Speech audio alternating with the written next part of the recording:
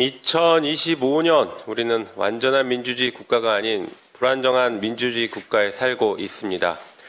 실제 윤석열 집권 전 179개국 중 17위였던 민주주의 지수는 윤석열 집권 3년 차였던 작년 봄 47위로 급격하게 하락했습니다.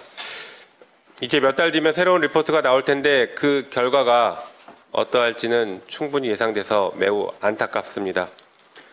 윤석열은 우리나라의 민주주의 지수를 독재국가 수준으로 추락시킨 장본인입니다. 그런데 이 순간에도 여전히 대한민국을 망치려 하고 있습니다.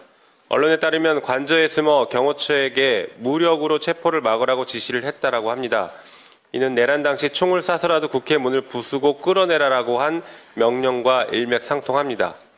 한편 체포가 두려워서 헌법재판소 탄핵심판에도 출석하지 못하겠다라고 하는 윤석열이 어제 헌법재판관 기피 신청을 했습니다. 그리고 변론 개시 자체에 대해서 한편 변론 기일을 지정한 것에 대해서 그리고 증거 체부 결정에 대해서도 모두 이의 신청을 했습니다. 그리고 내란 공범 김용현은 헌법재판관을 고발하기까지 했습니다. 이런 내란의 공범들이 헌법재판소까지 부정하면서 민주주의를 파괴하고 있습니다. 민주주의의 적에게는 관용을 베풀지 않겠다라고 분명하게 경고합니다. 이러한 윤석열을 방탄하기 위해서 내란 특검법을 반대하고 있는 국민의힘은 내란 사태를 수습하기 위한 의지가 있기는 한 것인지 묻지 않을 수 없습니다.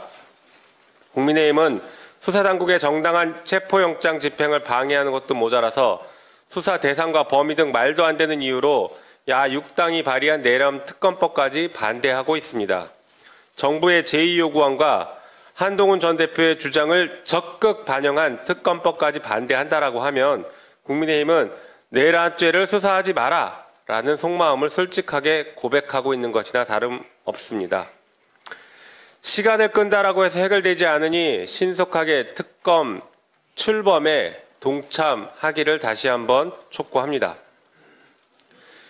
조금 전 뉴스를 보면 경찰, 공수처, 경호처가 오전에 긴급 회동을 하고 있다고 합니다.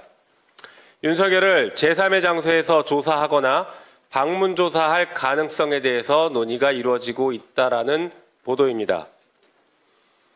그렇지만 내란 수괴를 구속하지 않고는 내란이 진압되지 않습니다. 공수처와 경찰 국가수사본부는 내란 공범들의 시간 끌기 지연 작전에 말려들지 말고 온 국민이 불안해하고 있는 이 상황에서 하루빨리 체포 집행을 시작하기 바랍니다. 한편 윤석열과 그 일당들은 여전히 제2의 내란을 획책하고 있고 무력 도발까지 기획하는 것이 아닌가라는 의구심이 들고 있습니다. 국회에 백골단이 등장하지 않았습니까? 이러한 무력 충돌, 무력 도발이 여전히 살아있기 때문에 윤석열을 하루빨리 체포하지 않고서는 대한민국은 한 발짝도 나아갈 수 없을 것입니다. 끝으로 경호처 직원들에게 조언을 하겠습니다. 체포가 집행될 경우에 이를 막아서야 되는 경호처 직원들의 자괴감이 굉장히 클 것입니다. 국민과 헌법을 지키기 위한 사명감으로 그 자리에까지 간 경호처 직원들이 이제는 내란 수괴를 불법적으로 보호해야 되는 입장에 서게 된 것입니다. 위법한 명령은 거부하십시오. 위법한 명령을 거부했던 박정훈 대령이 얼마 전 무죄 판결을 받았습니다.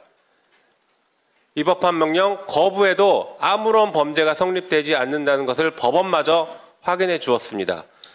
오히려 위법한 명령을 내린 윤석열 그리고 이종섭 등은 특검의 수사 대상이 될 것입니다. 경호처 직원들은 이러한 사실들을 분명하게 인식하고 위법한 명령을 거부하기 바랍니다. 이상입니다.